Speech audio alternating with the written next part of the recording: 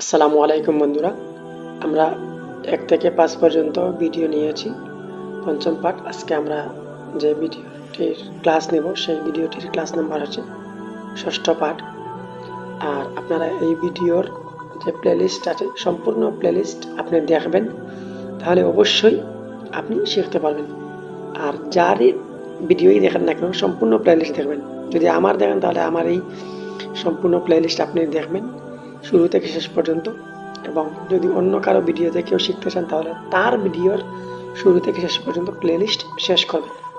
যাই হোক, আপনাদের উন্নতির জন্য আমি এই কথাটা আপনাদেরকে জানিয়ে দিলাম।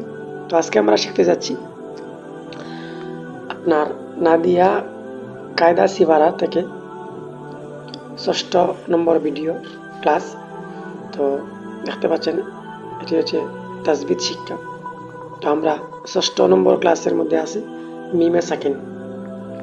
তো আমরা আজকে শিখব মিমে সাকিন।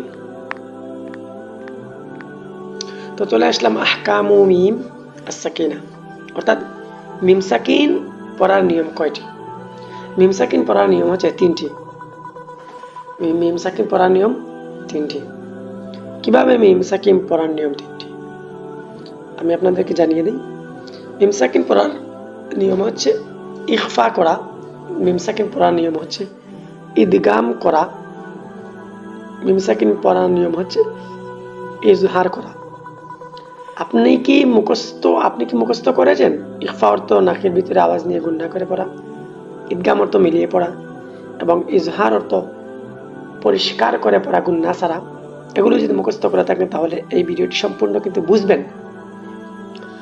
আর যদি এই শব্দগুলো মুখস্থ করে না থাকেন তাহলে এখনই মুখস্থ করে নেওয়ার জন্য খাতার মধ্যে লিখে নিন। ইখফা অর্থ নাকের ভিতরে আওয়াজ নিয়ে গোপন করে পড়া, ইদগাম অর্থ মিলিয়ে পড়া, এবং ইজহার অর্থ পরিষ্কার এবং স্পষ্ট করে পড়া। শুরুতে আমরা জেনে নেই যে ইখফা কাকে বলে। এখানে দেখতে পাচ্ছেন মিম সাকিনের পরে বা বর্ণ থাকলে গুন্না সহ ইখফা করে পড়তে হয়। এখানে কি লেখা আছে? মিম সাকিনের পরে বা যদি আসে তাহলে গুন্না সহ ইখফা করে পড়তে হয়।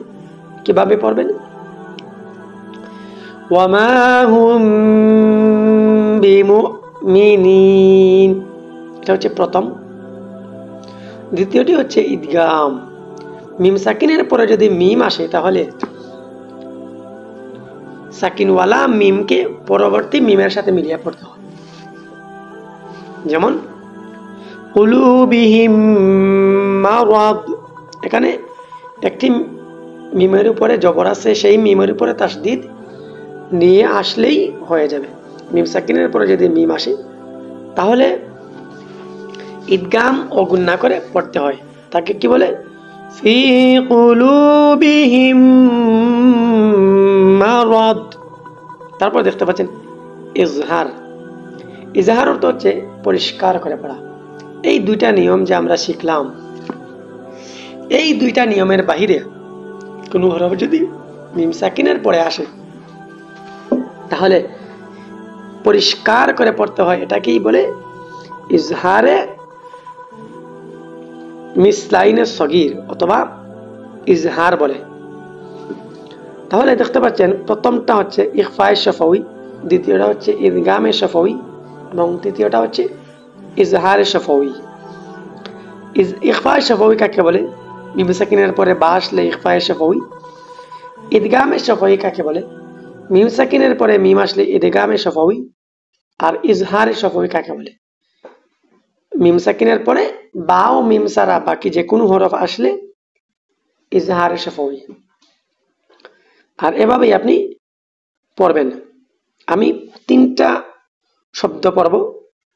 উদাহরণ, প্রথমটি হচ্ছে ওয়ামা হুম বিমুমিনিন, দ্বিতীয়টি হচ্ছে ফি কুলুবিহিম মারাদ, তৃতীয়টি হচ্ছে আলাম নাশরাহ। আপনাদের জন্য বাড়ির কাজ আমি এখানের মধ্যে দিয়ে দিলাম। মিম সাকিনের কয়টা নিয়ম আছে? মিম সাকিনের পর বা বর্ণ থাকলে কিভাবে পড়বেন? মিম সাকিনের পরে মিম আসলে কিভাবে পড়বেন? এবং মিম সাকিনের পরে বা ও মিম ছাড়া অন্য বর্ণ আসলে কিভাবে আপনি পড়বেন। আর 5 নম্বরে হচ্ছে আয়াতগুলো পড়বেন এবং নিচে দাগ দেওয়া শব্দগুলোর নিয়ম এবং হুকুম বর্ণনা করে আমার ইমেইলের মধ্যে আপনারা জানিয়ে দিবেন। এ বলে এই ষষ্ঠ ভিডিওটি আজকে এখানে শেষ করে নিচ্ছি। আসসালামু আলাইকুম ওয়া রাহমাতুল্লাহি ওয়া বারাকাতুহু।